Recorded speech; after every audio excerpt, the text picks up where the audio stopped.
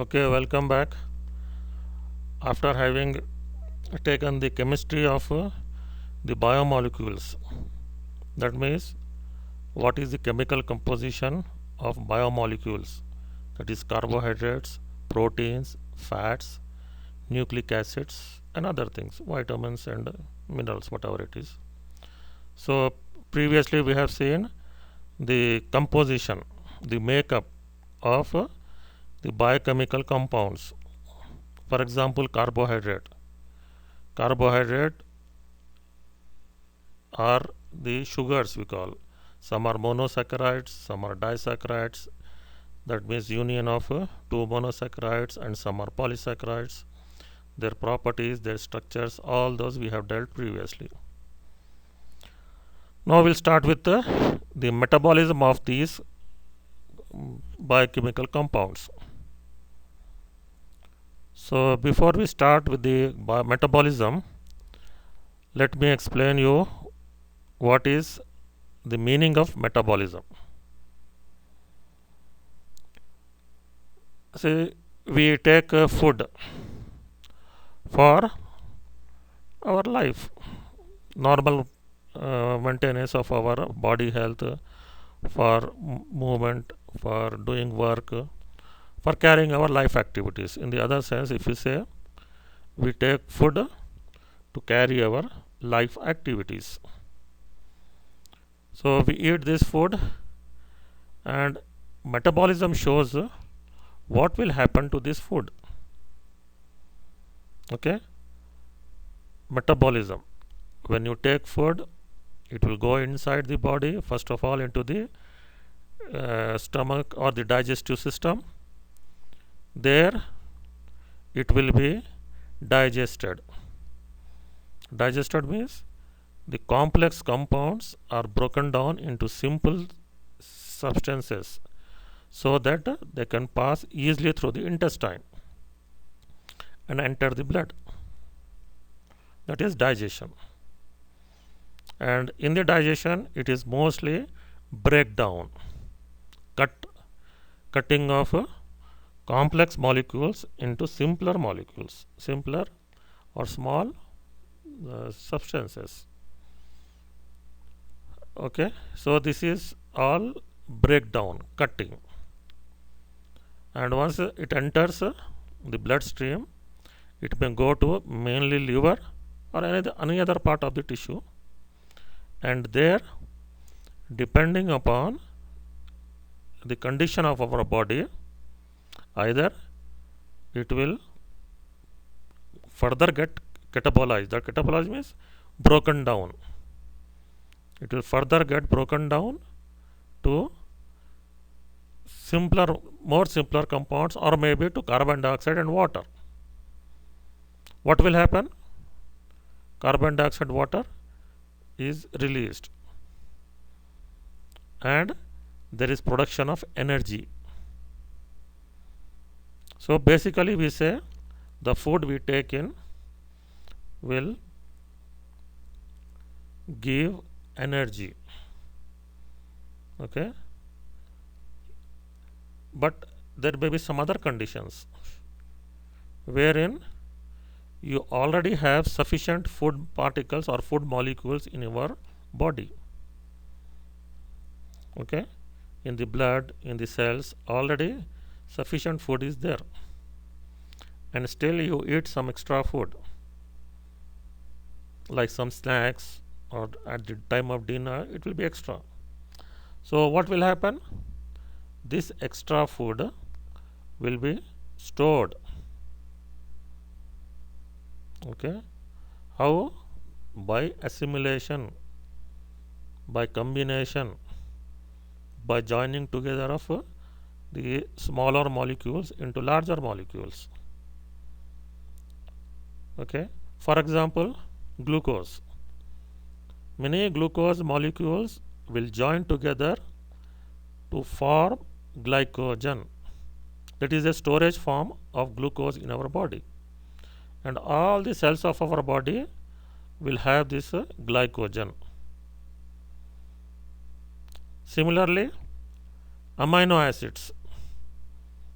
coming from the food through digestion into the bloodstream may be stored. How? By linking together amino acids joined together by peptide bonds and form proteins. And these proteins, they will build up the body, or they will store it for later use. Like albumin is a storage of essential amino acids in our body, and when it is required, when amino acids are required, this will release amino acids for various works. Likewise, we have fats, and these fats also, either they may come directly from the food, or the carbohydrates, especially the glucose, or even amino acids, they can get converted to fats or fatty acids and stored in our body, especially the adipose tissue. Okay, so this is an outline or summary of metabolism. So what we have seen here, we have seen that the complex molecules that we take in from the food are broken down. Means breaking down means it is catabolism. We call breaking down of complex molecules as catabolism. Not only this, once glucose enters the body, in the cell, glucose is oxidized by glycolysis or TCA cycle to give ATP, carbon dioxide and water. Even this is catabolism, breakdown of glucose to give ATP. All these are catabolism. So all those reactions that leads to breakdown of complex compounds or even simpler compounds to produce energy, or to give smaller compounds, we call it as a catabolism, breakdown. On the other hand, there is another term known as anabolism. That means the synthesis, the formation of substances. As I told you, when there is more glucose in our body, the glucose will be stored as glycogen. Glucose is a monosaccharide, glycogen is a polysaccharide. So formation of glycogen from glucose is anabolism, formation of a complex compound. Likewise, I told you formation of proteins from amino acid, that is also anabolism, or formation of fatty acids from glucose, that is also anabolism. So metabolism can be classified into two, that is catabolism, breakdown, and anabolism, formation, synthesis. Okay, so the term metabolism is clear to you, right? So we'll be taking metabolism of each individual biochemical compound separately. What is the meaning of biochemical compound? A carbohydrate is a biochemical compound, protein, lipid, nucleic acid, each one will be taken separately. So today we'll start with the carbohydrate metabolism. So as I told you, the food we take in contains lot of carbohydrates.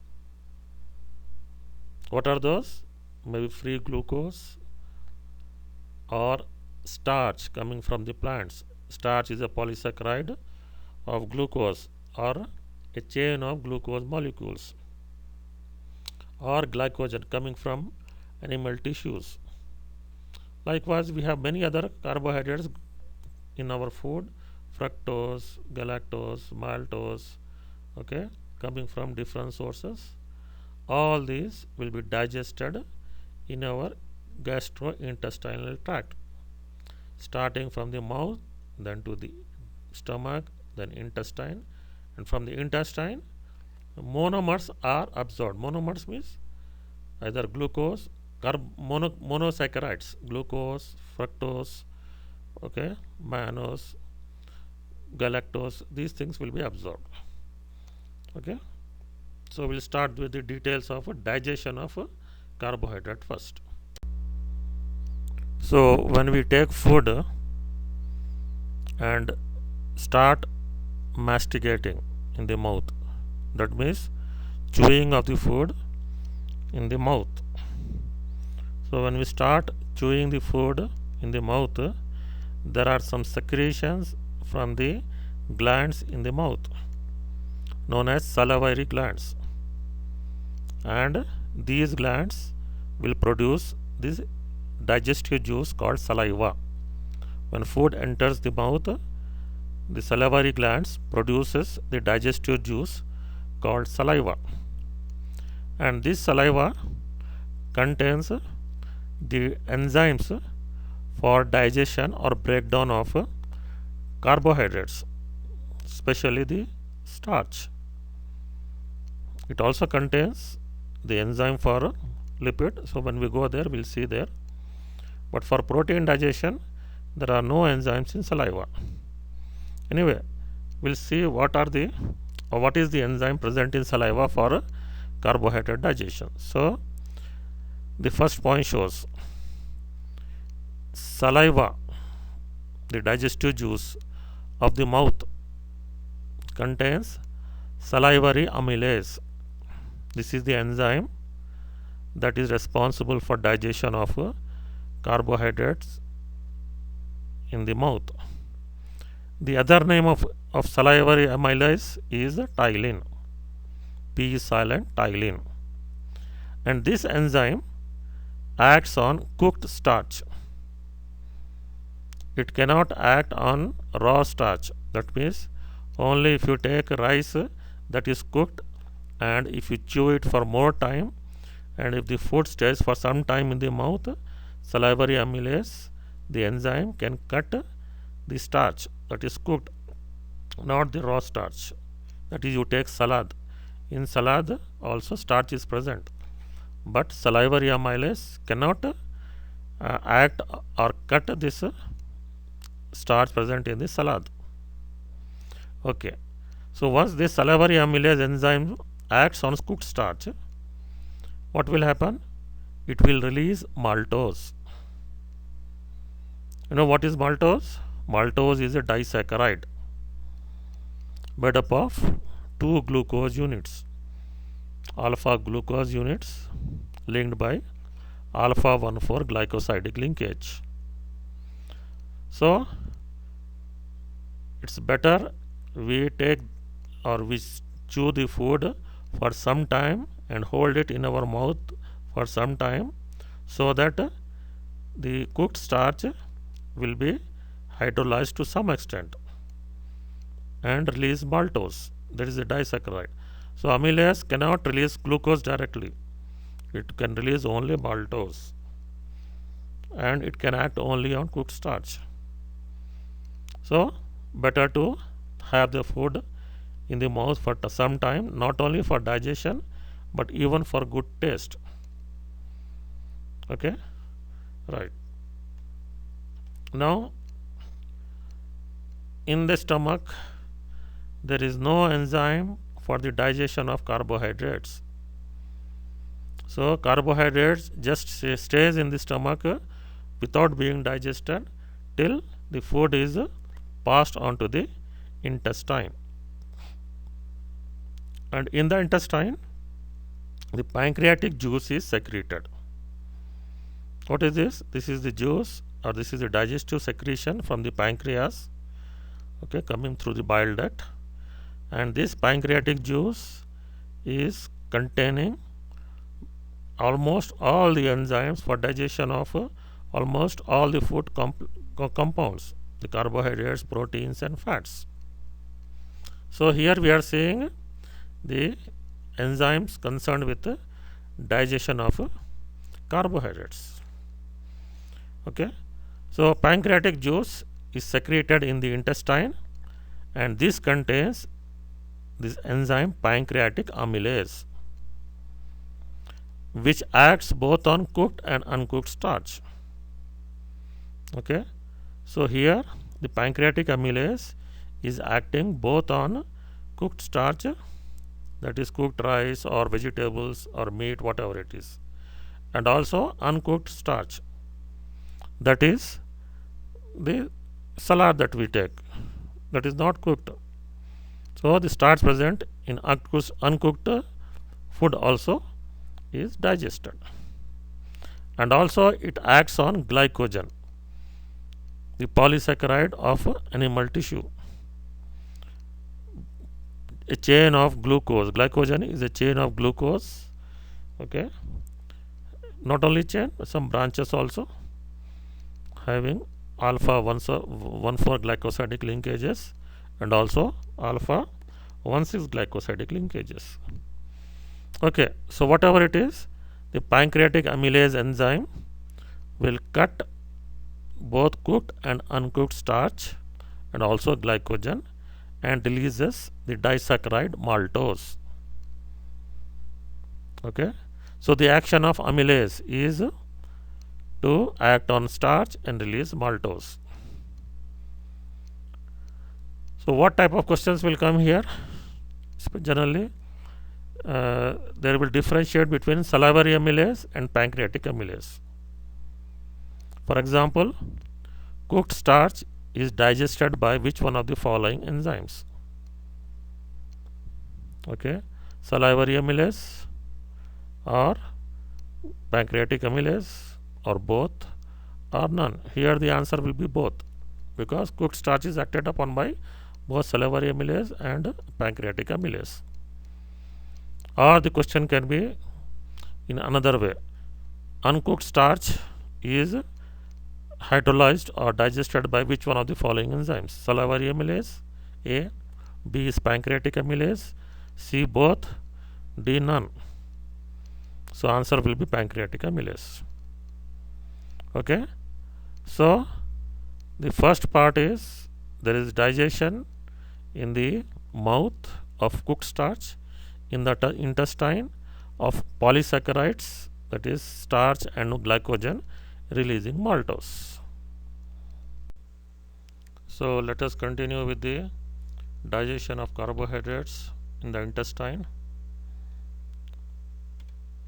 As already told to you, the starch and glycogen, they are long chains of glucose. In this linear chain, means straight chain, glucose is attached by alpha 1,4 glycosidic linkages. But there is some branching. Branching means side chain. There is some side chain both in starch and glycogen.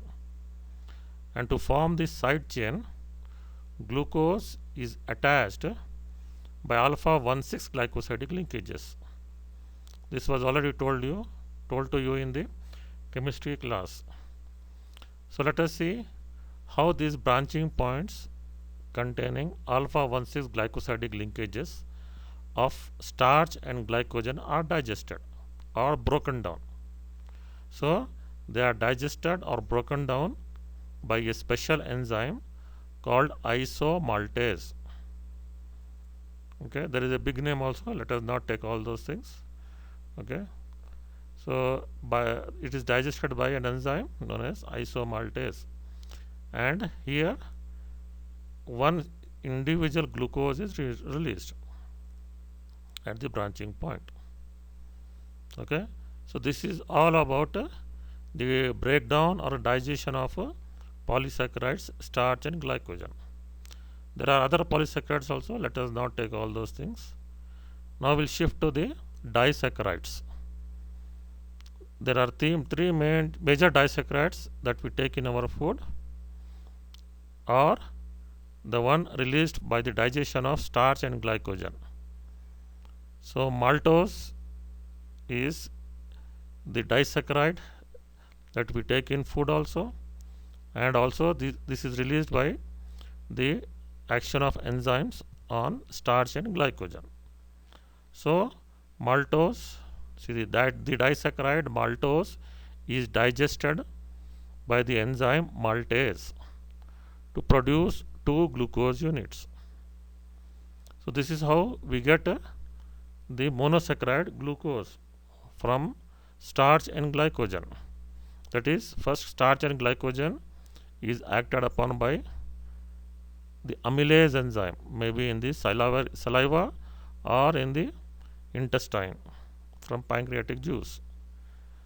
So, by the action of the amylase, maltose is released, and this maltose, either by digestion of starch or glycogen or from the food, is digested by the enzyme maltase to produce 2 glucose units. So, the end product of the polysaccharides, starch and glycogen is glucose, or the disaccharide maltose is glucose finally.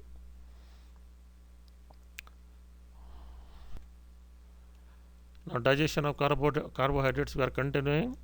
The next disaccharide is the lactose. I hope you know what is lactose. Lactose is also known as milk sugar. So, it is present in the milk, and if you take milk, whether human milk or the cow milk or buffalo milk, all these milks contains the disaccharide lactose, and it is composed of the monosaccharides glucose and galactose, okay, joined by the same alpha 1,4 glycosidic linkages, galactose and glucose. So, this disaccharide lactose is digested by the enzyme lactase. Very simple. Lactose digested by lactase, maltose digested by maltase. And the next sugar or the disaccharide is sucrose. Okay, this sucrose is known as table sugar or cane sugar. That is the regular sugar that we take either in tea or for making sweets. This is sucrose. So, every day definitely sucrose will go into our body. We consume sucrose every day. So, let us see how this sucrose is digested. Before that, the composition of sucrose. Sucrose is made up of the monosaccharides, glucose and fructose. Okay, sucrose is a combination of glucose and fructose. So, this sucrose is digested by the enzyme sucrase, okay, or invertase. So, it's very simple. The name of disaccharide is attached to the name of the enzyme just by adding ase. Sucrose digested by the enzyme sucrase. Lactose digested by the enzyme lactase. Maltose digested by the enzyme maltase. Just add ase. It's clear? So, you may get one question from this, whether name of the enzyme will be asked or name of the disaccharide will be asked. For example, lactose is digested by which one of the following enzymes? Answer A will be maltase, B will be lactase, C will be sucrase, or D will be invertase. Your answer will be lactase. Or it may be reverse. Sucrase is the enzyme which digests or cleaves which one of the following disaccharides? Options will be lactose, maltose, sucrose or glycogen. Your answer should be sucrose. Okay. So, regarding the polysaccharides, questions already I told you. Okay. Now, this was about the disaccharides. Questions about disaccharides. Now, we will move to another aspect of carbohydrate digestion. This one, that is cellulose. Now, this cellulose is a plant polysaccharide. This is present in plants. Okay, and it is a polymer of glucose. Polymer means it is a chain of glucose molecules, but the attachment is different. Attachment of the glucose molecules that is the glycosidic bond between the glucose molecules, is different in cellulose from those of starch and glycogen. In starch and glycogen, the glucose molecules are attached by alpha 1,4 glycosidic linkages, whereas in cellulose the glucose is joined together by beta 1,4 glycosidic linkages. Beta, that is alpha, this is beta.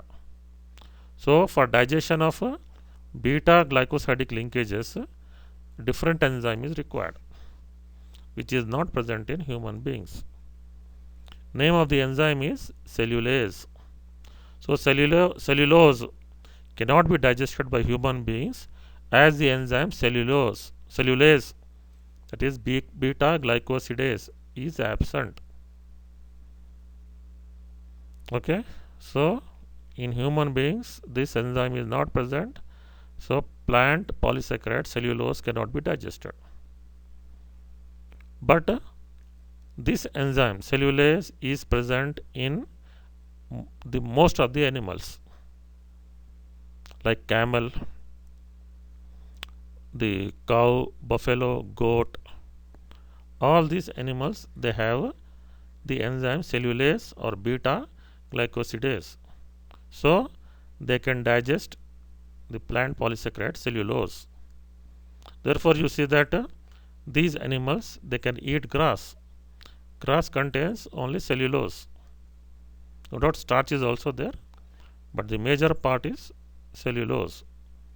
Even wood is made up of cellulose, the paper made up of cellulose. So these animals, they can consume all these things, grass, wood, paper, and can digest cellulose by the enzyme cellulase to produce free glucose, and this glucose can be digested, can be utilized by the body. Okay, we will go back to human being.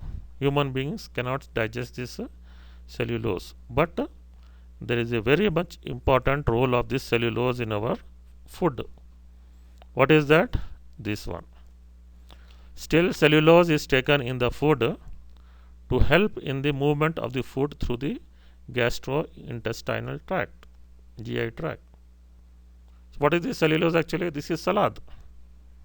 The green leafy salad that you take uncooked, daily you take through the food. Okay, not only green, the carrot, cucumber, all these are major source of cellulose. We call it as salad. So we take cellulose in the food to help in the movement of the food through the GI tract.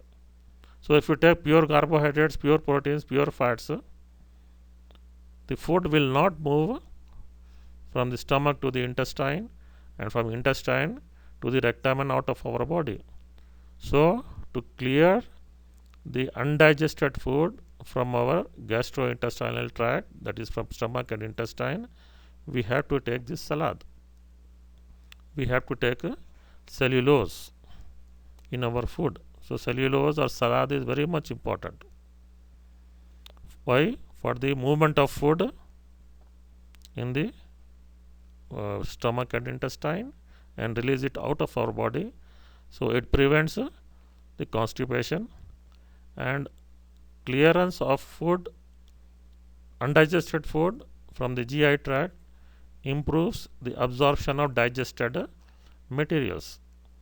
You see, the food may be digested, but if it is not absorbed in the blood, it's of no use. So once the undigested food is removed from the body, the digested food particles, especially the free carbohydrate, free glucose, can enter the blood. This is the importance of the cellulose in our diet. Though it is not digestible, we have to consume it in the food, in the diet.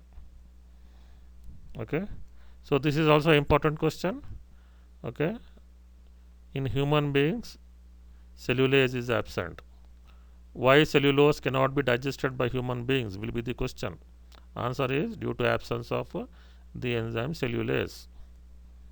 Regarding the importance in the food, this will be asked in nutrition, okay, not here. Now we'll see how the digested monosaccharides are absorbed.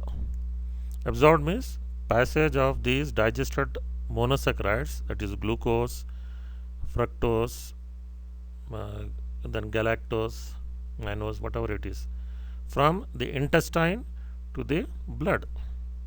How they are passing, that is the absorption of carbohydrates, right? They are transported from intestine to the blood. How? So the monosaccharides are absorbed in the small intestine by 3 mechanisms.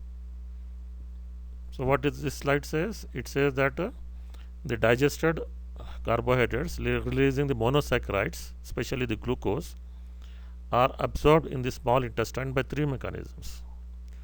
The first one, simple diffusion. See, the name indicates that is very simple, and it is just diffusion. Now in your previous classes you have studied about osmosis. Okay, what is this osmosis? Any substance will move from its own higher concentration towards the lower concentration when separated by a membrane. Okay, so in simple diffusion, nothing but osmosis, that is movement of a substance from its own higher concentration to the lower concentration through a membrane. So now we are seeing the movement of carbohydrates from the intestine to the blood. So we'll take the example of glucose. Now when you take food, generally we take food whenever we feel hungry. Hungry means the glucose in the blood is low. The concentration of glucose in the blood is very less, is very low. And when we take food, there is digestion of starch, glycogen or other disaccharides, and lot of glucose is released in the intestine. So what happens? The concentration of glucose in the intestine will increase, and on the other hand, the concentration of glucose in the blood is very low. So there is a osmotic difference between the intestinal lumen and the blood for glucose. Okay, osmotic difference, wherein there is more glucose in the intestinal lumen and less in the blood at the initial time. So at the first time, glucose will simply diffuse by osmosis. Just diffusion of glucose from the intestine through the epithelium into the blood. No doubt there is some mechanism these cells will take, then it will go give. There all those details are not required. Just remember that because of osmotic difference, glucose will pass from the intestinal lumen into the blood. Okay, so what is happening? Slowly there is movement of glucose from the intestine to the blood, right? Digestion is going on and glucose is passing into the blood. No doubt blood will take it and deposit in the liver and other tissues. So slowly blood glucose also will be decreasing. Here blood glucose, the glucose in the intestine will be increasing. So simple diffusion will continue for 1 or 2 hours after food. Then what happens? When all the cells in our body has taken sufficient glucose, sufficient ATP is produced, then there will be accumulation of glucose in the blood. So now the concentration of glucose in the blood and the concentration of glucose in the intestine will be same at both the places, same concentration. So at this point simple diffusion will stop. Glucose cannot enter into the blood when the concentration of glucose in the intestine and blood is same, because there is no osmotic difference. So now to transport glucose when the concentration is same in both the places, the second will come into action, active transport.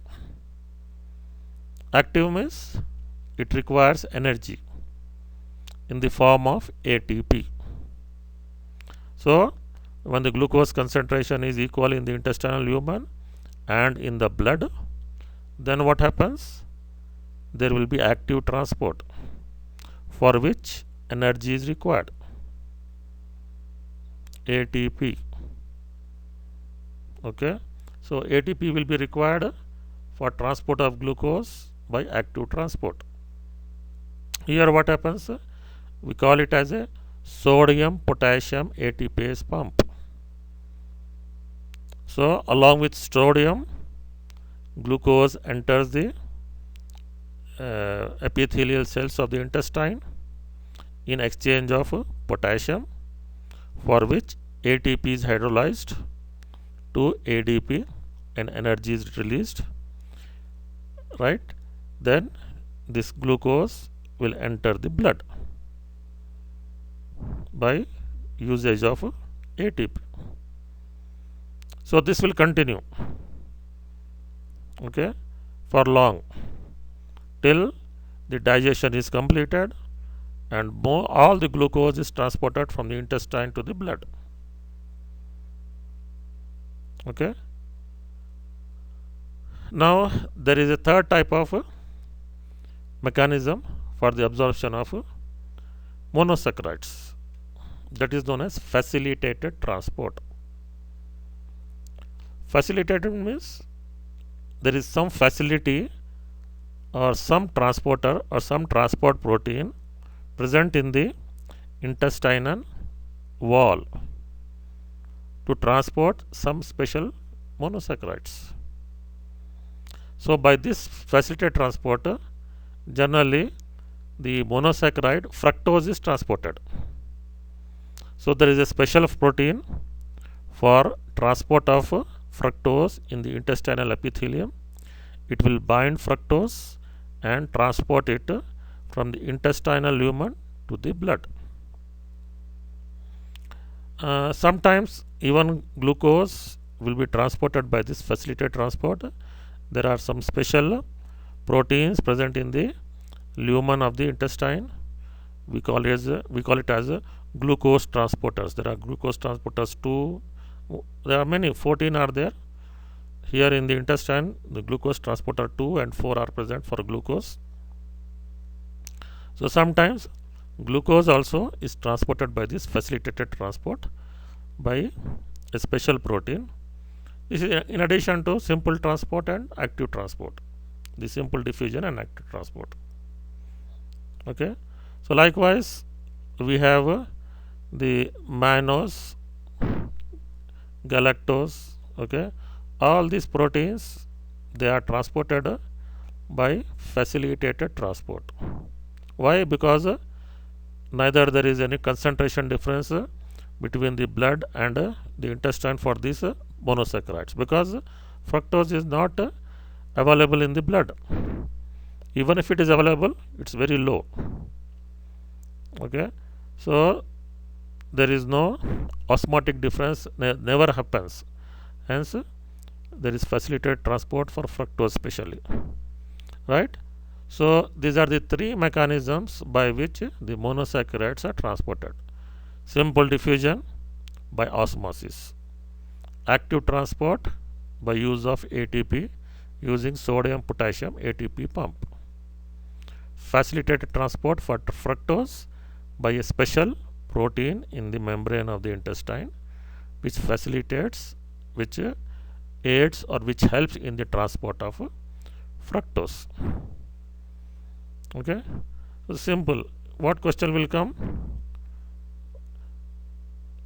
What are the various mechanisms by which monosaccharides are absorbed from the intestine to the blood. A, simple diffusion. B, active transport. C, facilitated transport. D, all the above. Simple answer is all the above. Okay. There is a genetic disease or disorder, we can say, related to digestion of carbohydrates. This is known as lactose intolerance. Actually, this is a genetic defect or disease, especially seen in newborn children. Even adults will express this lactose intolerance. So let us first understand what is a genetic disease. Now, you see, lactose digestion in the intestine is by the enzyme lactase. And you know, all the enzymes or proteins in our body are synthesized from DNA. A part of DNA known as gene for lactase enzyme. Likewise, there are genes for different enzymes and different proteins. All enzymes and all proteins have their own genes. Okay, like gene for alpha chain of hemoglobin gene we call. Okay, you are most familiar with the protein hemoglobin. Okay, albumin is there. Gene for albumin. In the DNA of the human cell, there are different genes for different proteins. Now, what will happen, you know? You must have heard about the mutation. That means a change in the sequence of bases in the DNA. Mutation. The most common mutation that you have come across is the sickle cell anemia or sickle cell hemoglobin. So, the gene for the beta chain of hemoglobin is mutated, is changed. So, what happens there? There is a replacement of amino acid. The hemoglobin, normal hemoglobin, is converted to sickle cell hemoglobin, and it results in anemia. So, what is the problem? The problem is in the gene for hemoglobin, the sequence of nucleotide bases. I hope you know what are the nucleotide bases: adenine, guanine, thymine, and cytosine. ATGC. So, this is arranged in the DNA in a specific order, just like the 26 alphabets. When they are arranged in a specific order, you get a word or sentence. For example, lactose is written here. It contains L first, second A, then C, then T, then O, then S, then E. So, if you read this, it is lactose, and you understand what is lactose. Likewise, inside the cell, the DNA also has the base sequences AAT, GTC, something like that. And our cell can read and understand this sequence. And we call that as gene. Here in language, what you call a word or a sentence. So, inside the cell, it is gene. The same word is just like a gene. Sentence is a combination of related genes. Anyway, so what happens? If the gene for a particular protein is mutated, that means if a particular base is changed. For example, here I told you lactose is written, spelling is LACTOSE. If it becomes LUCTOSE, what is the meaning? No, there is no such word. There is no meaning. So, you say there is no meaning for this. You cannot read this. Likewise, in the DNA also, if a base is changed, the cell cannot read. It will form a protein that is defective. The defective means it will not work properly, or it will work slowly. So, in some newborn babies, the enzyme lactase is not synthesized at all because of mutation in the gene for lactase enzyme, or even if it is synthesized, it will work slowly. So what will happen? So this is a genetic defect in which the enzyme lactase is deficient or absent, is less, or it is totally absent or inactive. What will happen? This leads to non-digestion of lactose and hence results in intolerance to lactose, thereby to milk. That means lactose is not digested. The milk sugar lactose is not digested, and this results in intolerance to lactose. Intolerance means the baby will not accept milk. Intolerance, not acceptable, not able to take, intolerance to lactose, that is milk, thereby to milk. So because there is a defect in the DNA gene, lactase enzyme is not synthesized, it cannot digest lactose, so the baby will not be able to take milk. Not only baby, sometimes in adults also there is some same problem. What will happen? There will be diarrhea and vomiting. The diarrhea, loose motions, that is loss of the food constituents in the form of water, and vomiting from the mouth, expelling of the milk from the mouth. These are the symptoms. So what is the solution? The solution is such infants are fed with artificial milk powder that is lactose free and contains some other added sweetener. So if you go to the pharmacy and see the milk boxes there, you will find a section where it is written as lactose free. So my suggestion to you is better visit some pharmacy and see there the milk boxes, lactose free is written there, so that milk is for those babies whose genetic defect is there for lactase enzyme. They cannot take normal milk, they have to take lactose free milk, but it is sweeter, same sweet. Why? Because they will add some other sweetener. Artificial sweeteners are there. Okay, for diabetic patients you must have seen that the sugar free tablets are there, aspartame is there. Okay, name of the sweetener is aspartame. There are many, so that will be added there to that milk. So milk will taste the same but not lactose. So now the baby can utilize the milk and it can be healthy.